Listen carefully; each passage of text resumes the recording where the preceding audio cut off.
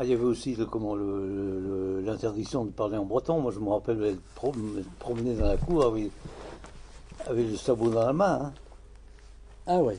Ah oui, oui, ça, Eh ben nous année, pas. là Dans quelle... ah, ça c'était vers les années 39-40, hein. Avant la guerre. Avant la Oui. guerre. Ah oui, interdiction de parler breton. Ah oui, oui. Alors qu'on ne connaissait que ça. Moi j'ai pas connu ça, j'ai même connu l'inverse. Il nous arrivait de chanter en breton.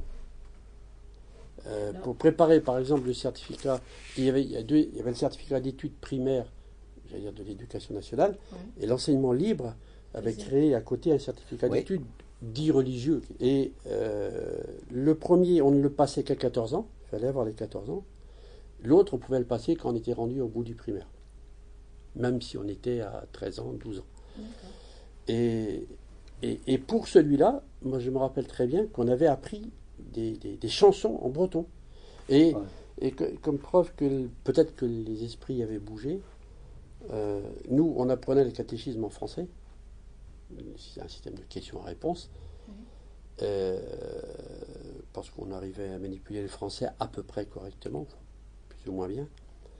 Par contre, j'en connais d'autres, je ne donnerai pas le nom, mais à qui Leroux enseignait le catéchisme en breton. Parce qu'ils avaient, bon, peut-être qu'ils avaient un peu plus de mal à s'adapter à l'école, en gros. Ils ne voulaient pas peut-être parler français. Ils voulaient, oh non, je Oh pense non. que tout le monde voulait parler français. Oui. Non, non.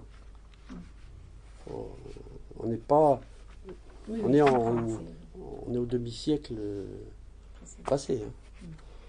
Je pense qu'effectivement, du côté, alors pour le coup, l'enseignement privé, enfin, idéologiquement, du fait de la confrontation entre, d'un côté,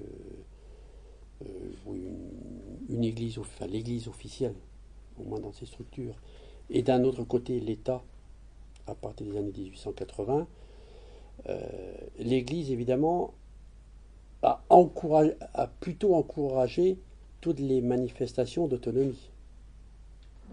Toutes les manifestations d'autonomie. Y compris celle de la langue. D'où, en particulier dans les années de 20 à 40, hein, là-dessus, un développement du mouvement culturel breton, alors à partir de l'église, le Blunbruck, mais des rassemblements mais phénoménaux. Ma mère me disait c'était 20 000 personnes à Sainte-Anne. 20 000 personnes. Donc c'est pour ça que ça me surprenait un peu l'histoire de... Mais bon, il l'a vécu, donc ça a dû se produire aussi, je pense, hein.